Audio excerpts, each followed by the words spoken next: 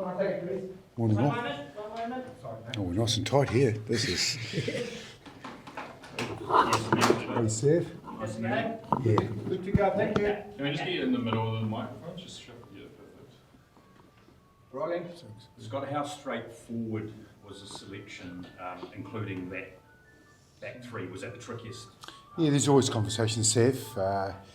When Caleb came back, felt it was the best mix, the best balance for us to put Bowden as a fullback and Will on the wing. They've had a great combination there, all three of them have, so that's what we've gone for. You've regularly played Will Jordan as a fullback through your coaching career, obviously. So what's the thinking behind the shift and then Bowden to fullback? He's played some great test footy on the wing. You know, and we just because he stayed on the wing doesn't mean he can finish it fullback, and that's what we tried last week with Bowden to come on. He was covering 10 and fullback at the stage, so you're always trying to make sure you get your balance of your squad right and give guys opportunities and best team to finish matches. So we've gone for that group this week. An intriguing bench. Intriguing? What part? Tossie gets a big chance. Tossie, yeah. Well, Tossie, he's a hell of an athlete, hell of a man, brought a hell of an energy when we named him. Look, it was it's a special moment for him. Great that he went back and played some good footy and then come straight in, and it was, it's been tough for Fletcher, but an opportunity for someone else. Yeah. What's been made of the last 20 minutes of games recently? So what do you want to see from the bench? Will you use it differently? How's that thinking? Well, every test's been different for us. I think there's, you go through a set of rules, you go with a bit of fact and feeling and how many tackles and the context of the game and where it sits. And look, we're aware, we're always trying to be the best we can and make sure they come on and make an impact at the right time. You've got to get all the full facts. There's a few reasons people aren't coming on at the right different times and these different factors, but,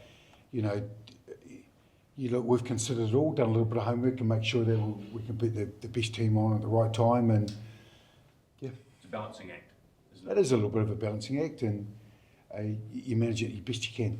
Is Ethan Blackadder still under an injury cloud? Or? Yeah, Ethan's still injured. His hamstring's not quite right for this weekend. I suppose the flip side of that is another chance for Wallace. Yeah, I suppose he was obviously really impressive in Cape Town. And what's your kind of message to him this week when he gets another chance and another big test?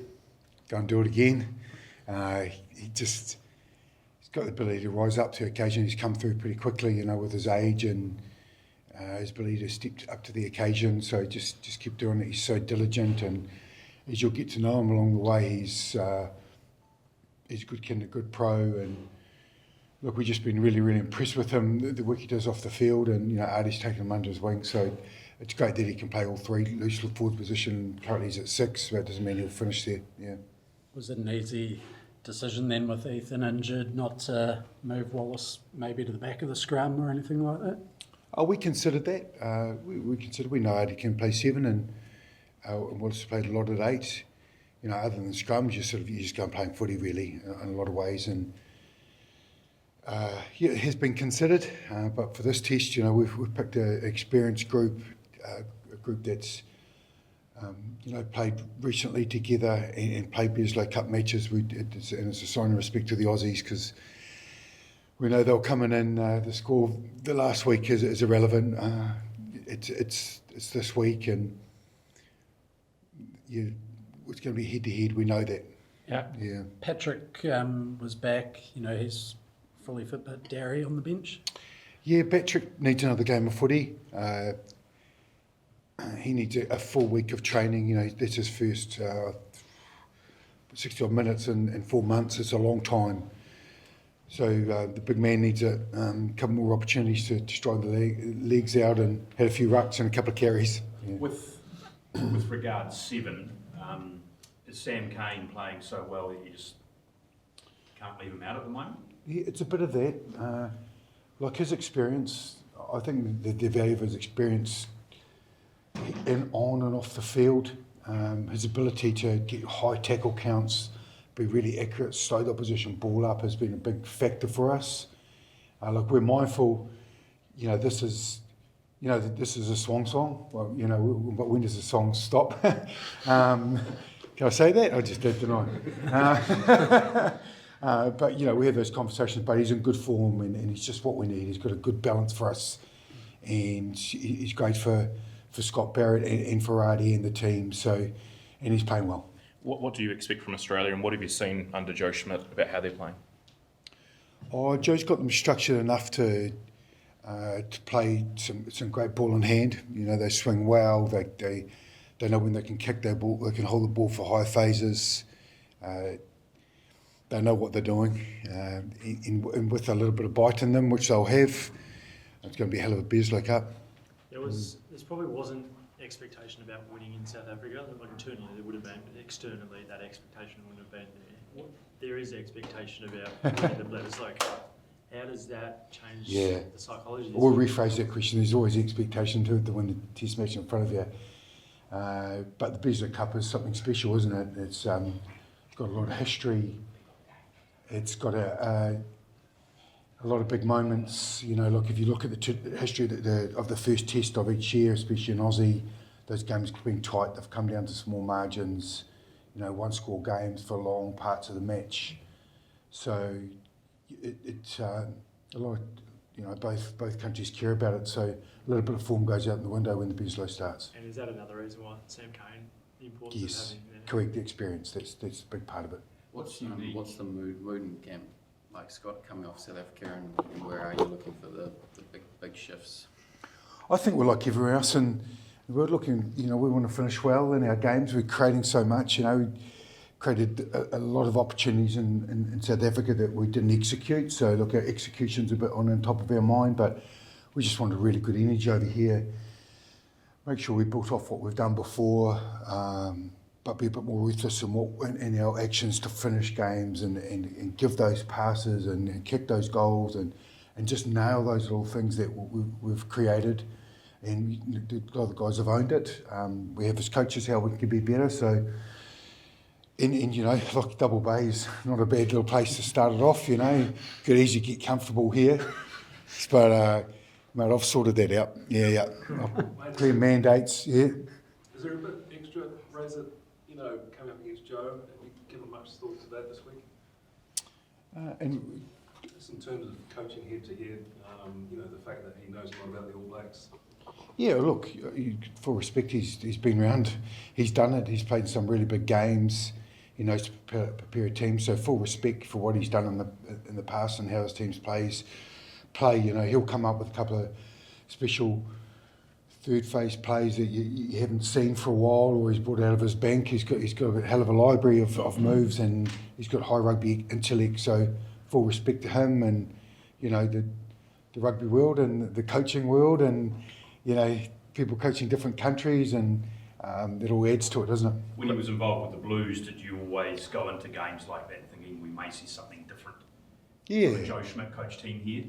Yeah, it is. And if you reflect what he does, that is his point of difference. So there's a few trademarks in his way teams play that he'll try and catch a lazy defender out or find a way to get him, and you think, oh, that's pretty good. So sometimes you try and be a two-step ahead and he takes you down the wrong alley, but you just keep your eyes open for anything. Can you get in your head about something like that, the battle of the coaching minds?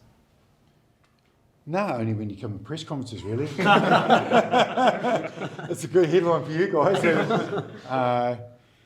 After coaching against Russie a couple of weeks, there was a lot of chat around that too, and obviously with Joe, and I think it adds to the story, doesn't it? That's what people want to read, and the personality of the coaches, and full respect to Joe. He's taken on a hell of a job, and it's an opportunity for him this weekend to show what his group's about. Is he taking on too big a job, you think? Is he taking on too big a job to a Wallabies that are a time late? I think you're going to have to ask him that. Sorry. Right, when you were playing, it was obviously during a pretty dominant Australian rugby period where they held the Bledisloe for a number of years. I'm not sure. Did you ever win it as a player? It's a good question. I was actually thinking about this. Well, the first year was a little bit niggly. But yeah, we won a couple of big games. We won the game of the century, actually. At a core here when Jonas scored in the last moment, so that's my memory as a Bledisloe Cup. Were you in that game? Yeah, I was. Yeah, started in that game. Tane with the ball over to Tane, yeah, there was. We went up by 20 odd, and they came back, and It was a hell of a match. Your debut was against the Wallabies. What's in Bledisloe? What are your memories of that? I was fresh young. I was pretty green back in those days. I came in. I was just, really proud to obviously to play with Michael Jones, who was my childhood hero that week, and the family coming down and just the occasion, and that was when they were at their peak with the old Georgie Gregans and the John Eels, and they had everyone. I think that was a big old year. That was 1998, and it's got that little feeling again. I think it's just, you reflect back as a player, but obviously as a coach now, just the history and responsibility that comes with the Bledisloe and the performance that's required.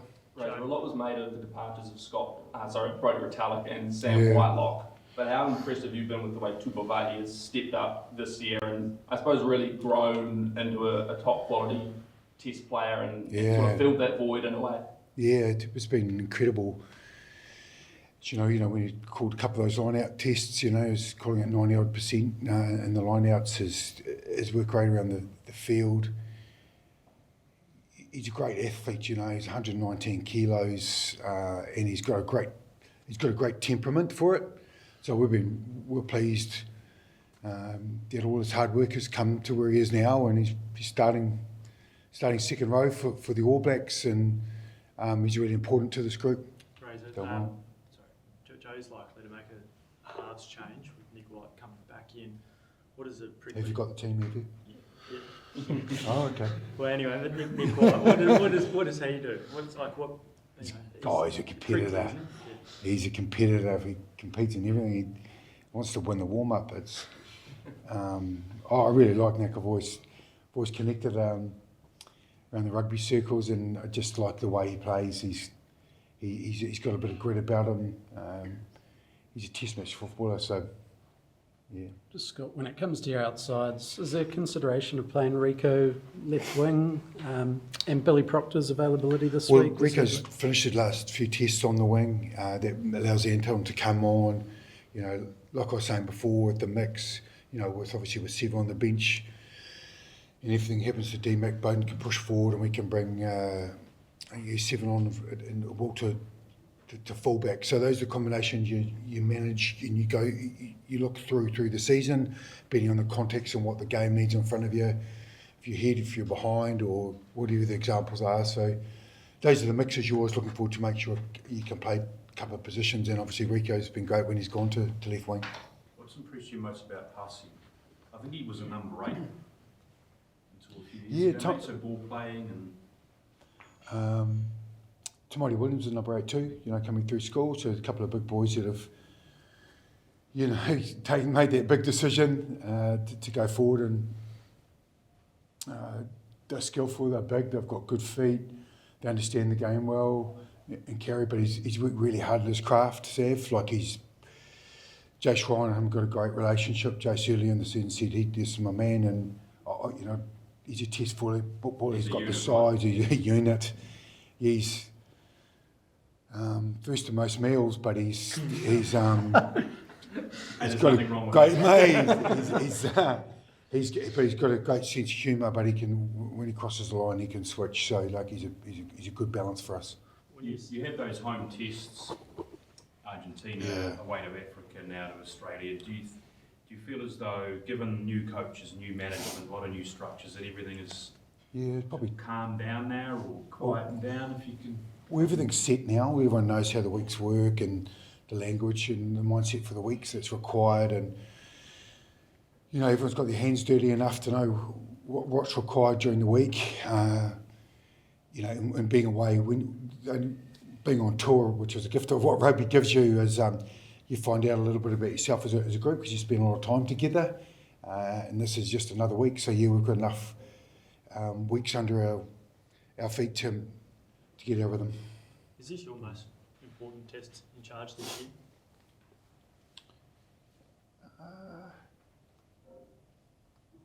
Yeah. Yeah, just because of the legacy, the history. Yeah, it is, yeah. Does it make you sleep comfortably, or are you excited about it? Or how do you feel? Like you wait a long time for this moment?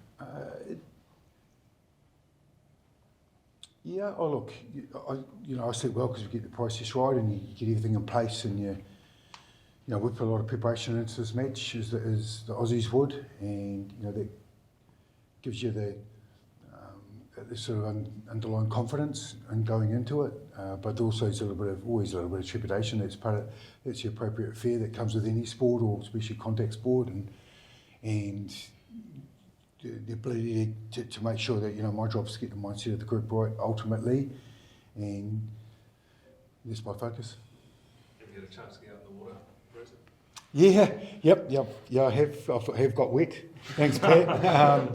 Had a wee surf around in Bronte yesterday. It was good. It was good. It was a great morning. So It's actually quite good to be, South Africa, you sort of probably feel a little bit under siege when you come to a place like Sydney and it's warm and sunny, and the Aussies might give you a bit of jip and that, but it's quite vibrant. yeah, it is. It's Kiwi, like you're walking everywhere and everyone's good luck, Razor, and all the best. And a few Kiwis have done all right. They've come around Double Bay, around Bronte and stuff. But it was good. It was actually yesterday I had a surf with Joey Johns, so it was entertaining. He enjoys his rugby. He knows his footy. I was really impressed with him. He loves a standoff, or a 10, and he knows the details of them. He's still in love with Carlos Spencer, and he knows all the pivots, from. When are you getting Richie back? And Jesus, gone global. So it was entertaining, but it's a special country, Aussie. What's the connection there with him? He just mate knows a mate. Yeah. What was his biggest advice, or any great tips? What was he talking about? The breaks at Bronte. Yeah, it was actually. He knows the surf break was more surf chat than when we were out in the water, but he was, he's good. He's just a good rugby man. Yeah, he's a good rugby man, good rugby league man, and it was good to get out in the water. So who reached out to who then? Oh, geez, that's too much now. Thank you. Cheers, everyone. Thank you.